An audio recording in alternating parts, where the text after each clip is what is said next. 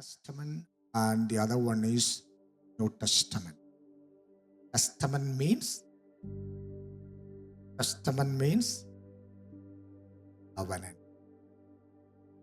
Testament means covenant. So it is Old Covenant and the New Covenant. And always New Covenant stands better. Old Covenant, New Covenant is superior to the Old Covenant. എല്ലായ്പ്പോഴും പുതിയ ഉടമ്പടിയാണ് പഴയ ഉടമ്പിൽ നിന്ന് വ്യത്യസ്തമായി. ഇതിന്റെ വ്യത്യാസം മനസ്സിലാക്കാൻ കുറച്ച് കാര്യങ്ങൾ പറയാം. Then you will understand how blessed. പഴയ ഉടമ്പടി ബന്ധം, പുതിയ ഉടമ്പടി. പഴയ നിയമം പഴയ ഉടമ്പടി ബന്ധമാണ്. പുതിയ നിയമം പുതിയ ഉടമ്പടി ബന്ധമാണ്. രണ്ട് ഉടമ്പടികളാണ് ദൈവം മനുഷ്യനുമായി ചെയ്തിരിക്കുന്നത്. covenant with the human beings. ഒന്ന് പഴയ ഉടമ്പടി ബന്ധം എന്ന് പറയുന്നു. The old covenant is like going to a kindergarten. A new covenant is going to a college or a university. The old covenant was made on Mount Sinai. The new covenant was made on the cross. The difference between Old Covenant and the New Covenant is like the difference between Moses and Jesus Christ. The Old Covenant was made through Moses and the New Covenant was made through Jesus Christ. See the difference. And the Old Covenant was based on the blood of the bulls and goats. The New Covenant was based on the blood Jesus shed on the cross. See the difference. പഴയ നിയമം ആടുകളുടെയും പശുക്കിടാക്കളുടെയും രക്തത്തിൽ അടിസ്ഥിതമായിരുന്നു. പുതിയ covenant എന്ന് പറയുമ്പോൾ യേശു കർത്താവ് Calvary ക്രൂശിൽ ചൊരിഞ്ഞ രക്തമാണ് അതിന് അടിസ്ഥാനം. That's why we took the Lord's Supper and there we read that the new covenant God made with humanity through Jesus Christ. So we are the people of new covenant and thereby we are always blessed. യേശു കർത്താവിന്റെ രക്തത്താൽ ചെയ്ത ഉടമ്പടി ബന്ധത്തിന്റെ മക്കളാണ് ഞാനും നിങ്ങളും. അതുകൊണ്ട് പഴയ നിയമത്തിന്റെ ഉടമ്പടിയിൽ നിന്ന് വ്യത്യസ്തമായ ഒരു ബന്ധമാണ് ദൈവം നമുക്ക് നൽകിയിരിക്കുന്നു എന്നുള്ളത് പ്രിയ ദൈവമക്കളെ മനസ്സിലാക്കിയിരിക്കണം. In the old covenant there was no example. There were commandments and there were laws. And there was no one for them to follow.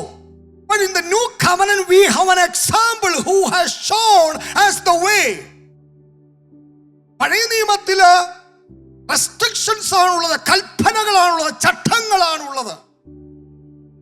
അവിടെ എക്സാമ്പിൾ ആരുമില്ല. No one in the Old Testament said follow me.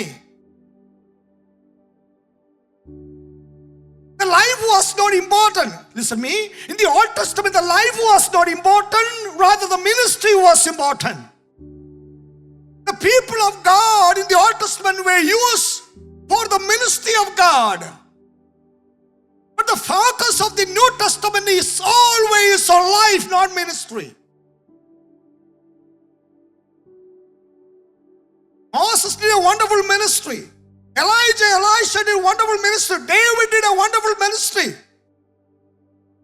But here in the New Testament we have an example and he has shown the way for us to follow. So the life is so important in the New Testament. And we have an example, dear ones. In the Hebrews we come across a major title for Jesus Christ. He is the forerunner. Hebrews 6:20. മുമ്പുകൂട്ടി പോയവൻ, one who title for Jesus Christ, one of the titles for Jesus Christ, He is our forerunner. He had gone before us. ജീവിതത്തിന്റെ സകല അനുഭവങ്ങളിലും എനിക്കും നിങ്ങൾക്കും മുമ്പായി പോയ ഒരുവനുണ്ട്. എല്ലാ അനുഭവങ്ങളിലും. I will explain. Not only the way that He has made, but in every respect, in every realm of life. Dear children of God, let me admonish you and encourage you. There's one who had gone through each and every experience that we are going through at present. We are not the new people who are going through such experiences. Rather, there was one who had gone before us, and He is the forerunner. നമുക്ക് മുമ്പായി പോയ ഒരുവനുണ്ട്, മുമ്പായി ചെന്നവൻ ഒരുവനുണ്ട്. And He has shown all the examples, and He has shown us that you can live. നമുക്ക് ജീവിക്കാൻ കഴിയും അത് നമ്മളെ പഠിപ്പിച്ച് നമ്മളെ കാണിച്ചു തന്ന ഒരുവൻ.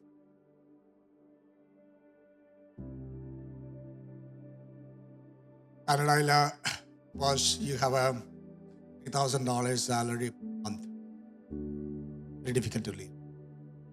So difficult. It's a family. Cannot imagine living with $300 per month. Very difficult. You don't know how to calculate, how to put everything in order. But there comes a million. And He comes and tells you that I will show you how to live. $3,000 spending per month, and He had exactly shown it without a single dollar in that. And it was so comfortable. And He has shown. We are struggling a lot to meet both ends. But there comes a helper who helps you, and He'll show you, believing that you can do that. This is what Jesus did. He did not come to heaven with the heavenly credit card. He lived it with the earthly credit card, and He has shown us how to live. എങ്ങനെ നമുക്ക് ജീവിക്കാൻ കഴിയുമെന്ന് അവൻ കാണിച്ചു തന്നു. ഈ $3,000 കൊണ്ട്, അല്ലെങ്കിൽ ലിമിറ്റഡ് ഫെസിലിറ്റി കൊണ്ട്. That's why we want to follow Him, and He says, follow me.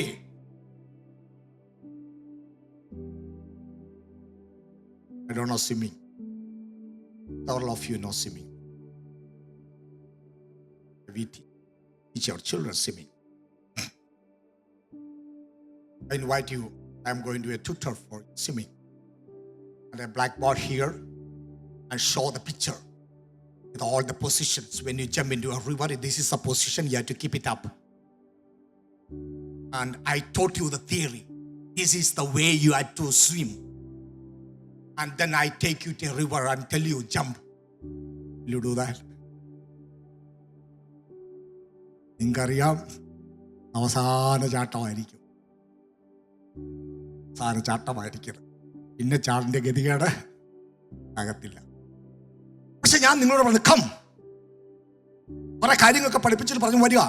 എന്നിട്ട് ഞാൻ നിങ്ങളെ സ്വിമ്മിങ്ങിന് വേണ്ടി നിങ്ങൾ ചാടുന്നതിന് മുമ്പ് ഞാൻ എടുത്ത് ചാടി നീന്തി കാണിച്ചിട്ട് ഞാൻ പറഞ്ഞു, come, jump in.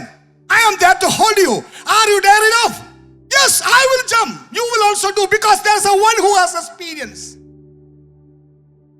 You will never think of your consequences, because you know that a person who is there, who is an example for us, and He says, come and follow me.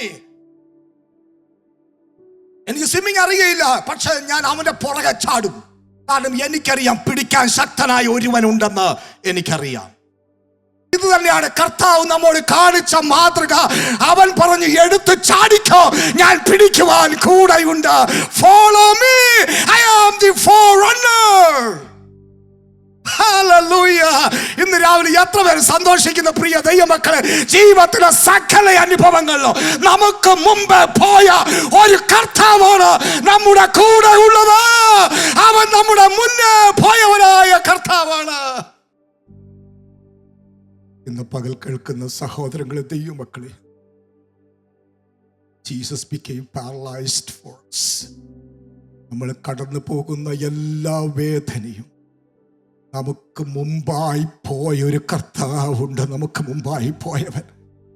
Calvary ക്രൂശിൽ കൈകാലുകൾ അനക്കുവാൻ കഴിയാതെ കിടക്കുന്ന, ശരീരം മുഴുവനും കീറി മുറിഞ്ഞു കിടക്കുന്ന, ഒരല്പം വെള്ളത്തിന് വേണ്ടി ദാഹിച്ചിട്ട് അതുപോലും കൊടുക്കുവാൻ കഴിയാതെ ദാഹിച്ച് വലഞ്ഞു കിടക്കുന്ന അരുമനാഥനെ നിങ്ങൾ ശ്രദ്ധിക്കുക.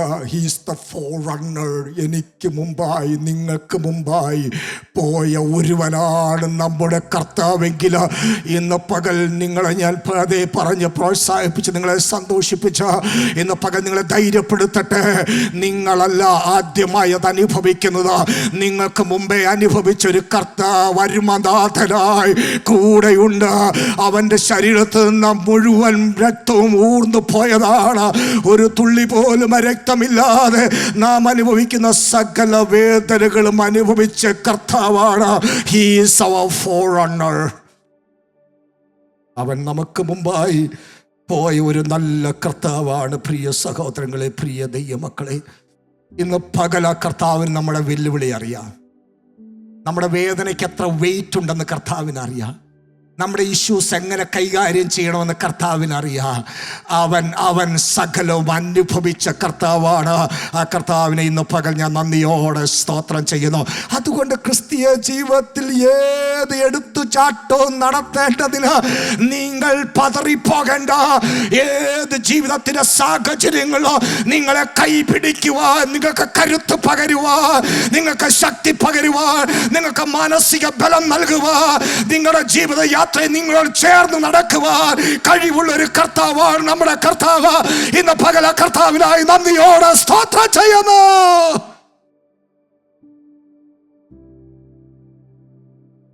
So in the new covenant there is an example for us to follow. And in this new covenant it is always based on relationship. The old covenant was not based on relationship, but we got a new relationship through the new covenant God made through Jesus Christ. യേശു കർത്താവുമായിട്ട് പിതാവായ ദൈവം ചെയ്ത ഈ ഉടമ്പടി ബന്ധം, ഈ പുതിയ ബന്ധം എന്നുള്ളത് അതൊരു ബന്ധത്തിൻ്റെതാണ്. ബേസ്ഡ് ഓൺ റിലേഷൻഷിപ്പ് ആണത്. ഇത് നിയമങ്ങളുടെയും ചട്ടങ്ങളുടെയും അടിസ്ഥാനത്തിലല്ല. It is not based on myths or legends or laws or commandments or instructions. എല്ലാ മതങ്ങളും ഏതെങ്കിലും ചട്ടങ്ങളിലും നിയമങ്ങളിലും അധിഷ്ഠിതമാകുമ്പോൾ, പ്രിയ ദൈവമക്കളെ, ക്രിസ്ത്യാനിത്വം ഉപദേശങ്ങൾ അധിഷ്ഠിതമല്ല. ക്രിസ്ത്യാനിത്വം ഒരു ബന്ധത്തിന്റെ അടിസ്ഥാനത്തിലാണെന്ന് ഇന്ന് പക ദൈവമക്കളെ ദൂത കൈമാറുന്നു. എന്താണ് ഈ ബന്ധം? ഈ ബന്ധം father son relationship, father daughter relationship, father children relationship. അതാണ് ഈ ബന്ധം. മക്കളും അപ്പനും തമ്മിലുള്ള ബന്ധം. അങ്ങനെ ഒരു ബന്ധത്തിലാണ് യേശുനാഥൻ പറയുന്നത്, when you address God, you address him my father, our father. നിങ്ങൾ ഇതിന്റെ സീരിയസ്നെസ് മനസ്സിലാക്കാൻ ഞാൻ നിങ്ങളോട് പറയാം. അല്പം നിങ്ങൾ വെയിറ്റ് ചെയ്യും. നമ്മളിത് ഈസി ആയിട്ട് എടുക്കുന്നത് our father എന്നൊക്കെ പറയുമ്പോൾ. But it was something that the people of Jewish people, Judaism was not able to comprehend. He had never called God Father, or them God was Adonai, or him he was an almighty God. He was the God of Abraham, God of Isaac, God of Jacob. He was the God of creation. They never address God as Father. And if there is a rabbi who address God as a Father for the first time, it is none but Jesus. ഒരു Jewish റബായി ആദ്യമായിട്ട് ദൈവത്തെ പിതാവെന്ന് വിളിച്ചിട്ടുണ്ടെങ്കിൽ അത് മറ്റാരുമല്ല, യേശുനാഥനാണ്. യേശുനാഥ അങ്ങനെ വിളിച്ചപ്പോൾ വല്ല consequences ഉണ്ടായിരുന്നോ? യോഹന്നാൻ 5 വായിച്ചു. യോഹന്നാൻ 5. So സ്വന്തം പിതാവെന്ന് പറഞ്ഞ് സമനാക്കിയത് കൊണ്ട് അയ്യോ, why did these people wanted to kill him? Because he called God as Father. നിങ്ങൾക്കറിയാമോ അവരുടെ ചിന്ത എന്താണെന്ന്? യേശുവിനെ വധിക്കുവാനായിട്ട് ഇവർ ഗൂഢാലോചന ചെയ്തതിന്റെ ഒരു കാരണം, ആർക്കും ചെന്നെത്തുവാൻ കഴിയാത്ത ദൈവത്തെ ഇവൻ പിതാവെന്ന് വിളിച്ചു.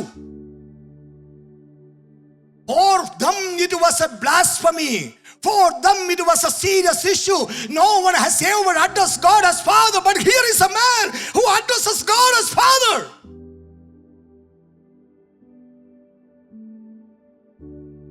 പകലിനെ കേൾക്കുന്ന പ്രിയ സഹോദരങ്ങളെ, ദൈവമക്കളെ, പഴയ നിയമത്തിൽ അങ്ങനെ ഒരു ബന്ധമില്ലായിരുന്നു. നിയമങ്ങളുടെയും ചട്ടക്കൂടുകളുടെയും അടിസ്ഥാനത്തിൽ മാത്രം അവർ ദൈവത്തെ കണ്ടുകൊണ്ടിരുന്നപ്പോൾ ഇന്ന് പകൽ വിശ്വാസികളായ ദൈവമക്കൾ പറയട്ടെ, എനിക്ക് പിതാവായി ഒരുവൻ സ്വർഗത്തിലുണ്ട്, എനിക്ക് കർത്താവായി ഒരുവൻ സ്വർഗത്തിലുണ്ട്. അവനെ ഞാൻ ഇന്ന് പകൽ അഡ്മയർ ചെയ്യുകയല്ല, ഞാൻ അവനെ ആരാധിക്കുകയാണ്. He is not God of Abraham, He is not God of Isaac for me, He is not God of Jacob for me, rather He is my Father in heaven. എനിക്ക് അബ്രഹാമിന്റെ ദൈവമല്ല, കെയർ ഓഫിലല്ല ഞാൻ പോകുന്നത്, ഞാൻ ഐസക്കിന്റെ care ഓഫിലല്ല പോകുന്നത്, ഞാൻ ജേക്കബിന്റെ care ഓഫിലല്ല പോകുന്നത്. എനിക്ക് നേരിട്ട് എന്റെ പിതാവിന്റെ മുഖത്തേക്ക് നോക്കി അബ്ബ എന്ന് വിളിക്കുവാനുള്ള സാവകാശം അധികാരവും നൽകിയ ദൈവത്തെ ഇന്ന് പകൽ എത്ര പേര് സ്തുതിച്ച വാഴ്ത്തും ആ ദൈവത്തെ. ആ ഭാഗ്യ പദവിയിലേക്ക് ദൈവം നമ്മെ കൊണ്ടുവന്ന മഹാ സ്നേഹത്തെ ഓർത്ത് ഇന്ന് പകൽ നന്ദി പറഞ്ഞാട്ടെ ദൈവത്തിന്. Oh, mighty name of Jesus, hallelujah. എത്രയോ അനുഗ്രഹപ്പെട്ടതാണ് പ്രിയ ദൈവമക്കളെ, പ്രിയ സഹോദരൻ. The Old Testament, it was like a person who is working in a big company but they never seen GM.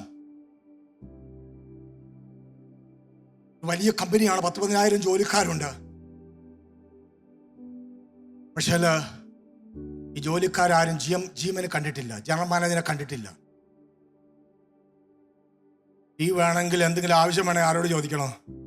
ആരോടാ? സൂപ്പർവൈസർ കാണും, അല്ലെങ്കിൽ ബോസ് കാണും. ജനറൽ മാനേജറെ നേരിട്ട് കണ്ടിട്ട് സംസാരിക്കുക. എത്രയോ കമ്പനികൾ, വലിയ വലിയ കമ്പനികളുടെ ജനറൽ മാനേജറെ ആർക്ക് കാണാൻ കിട്ടും? പുള്ളിയുടെ റൂമിലേക്ക് പോകാൻ ആർക്ക് കഴിയും? ഇനിയും ചെന്നാൽ തന്നെ ഒരു അപ്പോയിൻമെന്റ് കിട്ടണമെങ്കിൽ പറ്റുമോ? ഇതായിരുന്നു ഓൾഡ് ടെസ്റ്റമെന്റില്. അവർക്ക് നേരിട്ട് കാണുവാൻ കഴിയുമായിരുന്നില്ല. അവർക്ക് ആകെ പോകുവാൻ കഴിയുന്ന ഒരു സ്ഥലം വിശുദ്ധ സ്ഥലം മാത്രമാണ്. പുരോഹിതൻസ് and the Old Testament people made restriction there. You can come thus far and you can never come beyond this line. There is a God and they did not have an understanding of who God was. For them, God was a fearful person and for them, He was not able to approach them.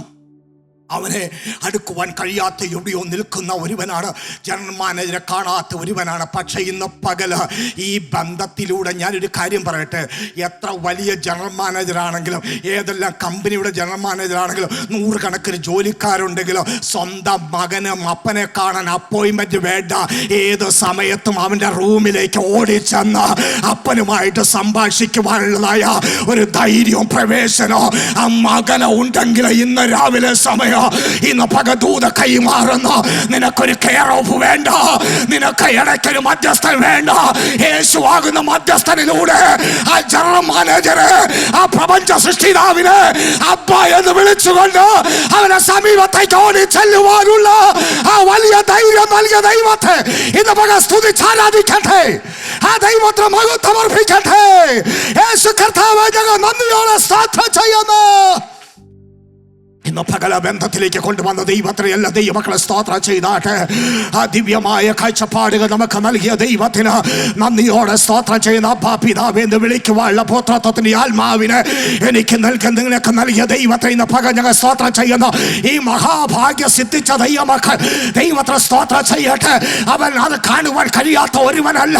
ഏതു സമയത്തും അടുത്തു ചെല്ലുവാൻ, ഏതു സമയത്തും ആവശ്യം പറയുവാൻ, ഏതു സമയത്തും നമ്മെ അറിയുന്ന ഒരു കർത്താവിന്റെ അടുക്കലേക്ക് ചെല്ലുവാൻ എനിക്ക് നിങ്ങൾക്ക് ലഭിച്ച ഭാഗ്യത്തിനായി ഇന്ന് പകൽ നന്ദി പറഞ്ഞ് ആരാധിക്കുന്നു.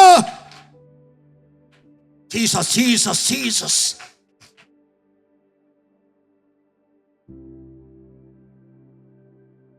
When you kneel down in prayer, addressing him, Abba Father, there is a heaven open ahead of you.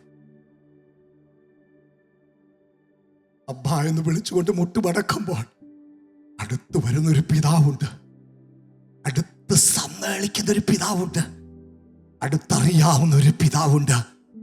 ആ പിതാവാണ് നമ്മുടെ രക്ഷകൻ. അവനാണ് സ്വർഗസ്ഥനായ പിതാവ്. Every time when we come to God, He is an almighty God. He is a wonderful God. He is the creator. But you and I address Him Father. Appa, Dad എന്നൊക്കെ പറയണം. It was an Aramaic language. Abba was an Aramaic word. Jesus spoke Aramaic. You know the Aramaic word ആണ്. Aramaic word അബ്ബ എന്ന് പറയുമ്പോൾ എന്താണ്? You are my dad. ഇന്ന് പകൽ അപ്പനോട് തുറന്നു പറയാവുന്ന വിധത്തിൽ, ഒരമ്മയോട് തുറന്നു പറയാവുന്ന വിധത്തിൽ നമ്മുടെ ജീവിതത്തിന്റെ ഉയർച്ചകളും താഴ്ചകളും, നമ്മുടെ ജീവിതത്തിന്റെ വെല്ലുവിളികളും വേദനകളും തുറന്നു പറയുവാൻ ഒരിടമുണ്ട്. അത് നിന്റെ വീടിന്റെ ആ റൂമില്ലേ, നിന്റെ ആരാധനയ്ക്ക് വരുമ്പോൾ ഒരു സ്ഥലമില്ലേ, നീ പ്രാർത്ഥിക്കുമ്പോൾ മുട്ടുമടക്കുന്ന ഒരു സ്ഥലം ഇല്ലേ, അവിടെ നീ അബ്ബ എന്ന് വിളിക്കുമ്പോ സമീപത്ത് വരുവാൻ കഴിയുന്ന ഒരു ദൈവമുണ്ട്. അവിടെ നീ മുട്ടുമടക്കി പ്രാർത്ഥിക്കുമ്പോ നിനക്ക് വേണ്ടി സ്വർഗം തുറക്കുന്ന ഒരിടമുണ്ട്. അവിടെ നിനക്ക് റെസ്ട്രിക്ഷൻസ് ഇല്ല. ഇവിടം വരെ വരാവോ എന്ന് അവൻ പറയുകയില്ല. അവൻ പറയുന്നു അടുത്ത് വരിക, അടുത്ത് വരിക, ഞാൻ നിന്നോട് അടുത്ത് വരാം. അതെ, നിനക്കൊരു പിതാവുണ്ട് പ്രിയ ദൈവമക്കളെ. He is my father. He is your father. He is our father. He is our father.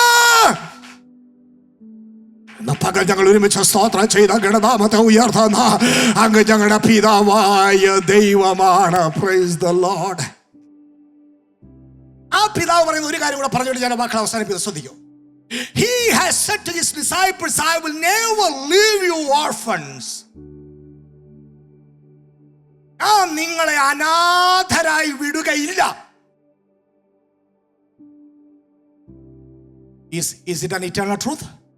Yes or no? Can you believe it with a full heart and believe that He will never leave you orphans? ഒരിക്കലും നിന്നെ അനാഥനായി വിടുകയില്ലെന്ന് പറഞ്ഞാൽ ഇന്ന് പകൽ ദൈവമക്കളെ ഉറപ്പിനായി പറയുന്നു, ഒരു moment പോലും നിങ്ങളെ അനാഥരായി വിടുകയില്ല. ആരെല്ലാം നിങ്ങളോട് കൂടെ ഉണ്ടെങ്കിലും ഇല്ലെങ്കിലോ ഇന്ന് പകൽ ധൈര്യത്തോട് പറയട്ടെ, He will never leave you orphan. അവൻ നിന്നെ അനാഥനായി വിടുകയില്ല.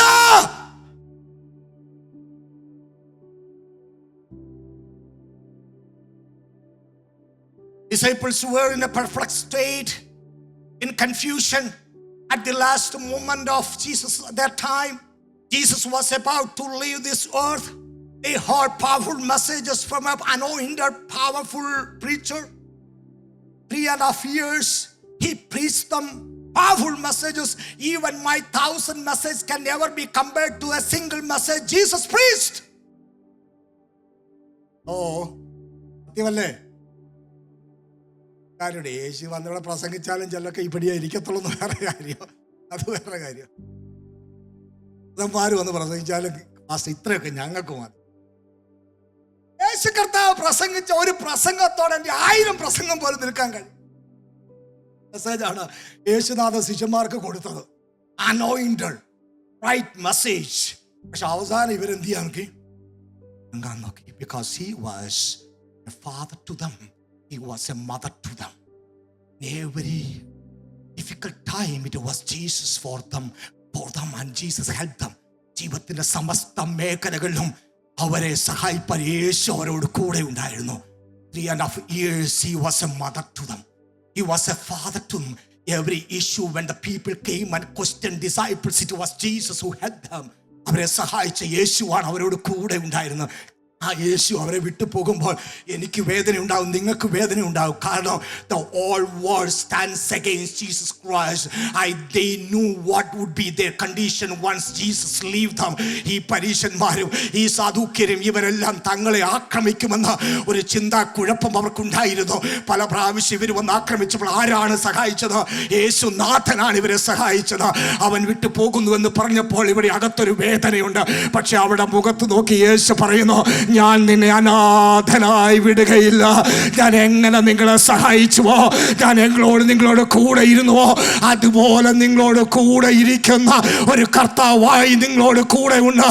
ഇന്ന് നിങ്ങൾക്ക് എന്നെ തൊടുവാൻ കഴിയോ? പക്ഷെ അന്ന് നിങ്ങൾക്ക് വിശ്വാസത്താൽ എന്നെ തൊടുവാൻ കഴിയോ? നിങ്ങളെ സഹായിപ്പാൻ ഞാൻ ഉണ്ടായിരിക്കും. ഒരു പിതാവ് നിന്നെ സഹായിക്കുന്ന പോലെ, ഒരു മാതാവ് സഹായിക്കുന്നല്ല, അതിനപ്പുറത്ത് നിന്നെ കരുതുന്നത് പോലെ കരുതുന്ന ഒരു ദൈവം നിന്നോട് കൂടെ ഉണ്ടായിരിക്കും.